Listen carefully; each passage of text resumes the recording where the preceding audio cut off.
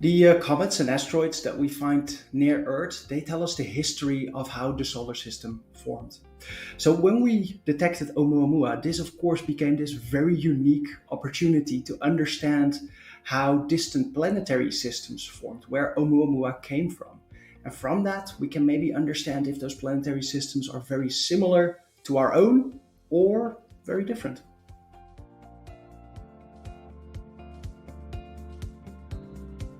One peculiar aspect of Oumuamua is that it got accelerated as it went through our solar system in such a way that we cannot fully explain by gravitational attraction alone.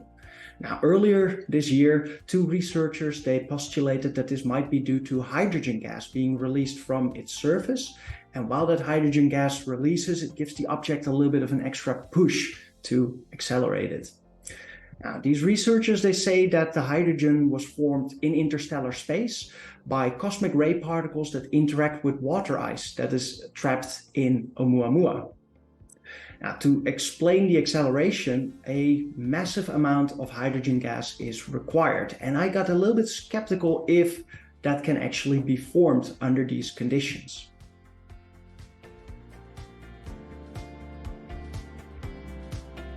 So what I decided to do is create a chemical model of Oumuamua where we simulate the formation of hydrogen in its surface.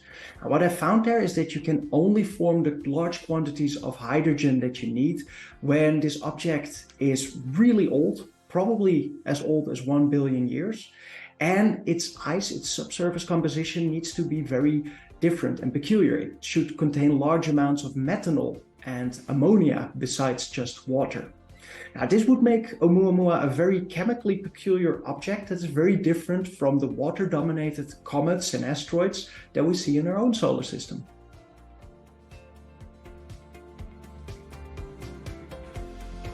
Because Oumuamua is so unusual, we really need to think outside of the box to understand and explain its properties.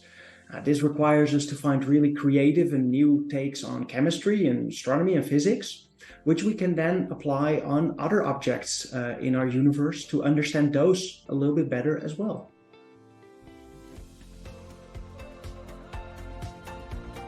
I think it's unlikely that Oumuamua is actually an alien spacecraft, but it is exciting to speculate about that possibility.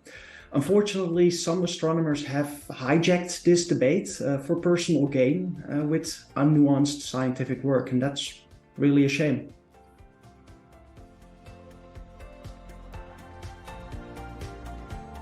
Most of my research actually focuses on the icy moons in our solar system, such as Europa or Enceladus. And in the laboratory, I try to simulate their surfaces and understand the chemical processes that are taking place in their icy shells. Besides that, I also develop space instruments, such as the Origin space instrument, which hopefully will go to one of these icy moons in the near future to investigate the chemical composition on its surface and maybe find signs of life as well.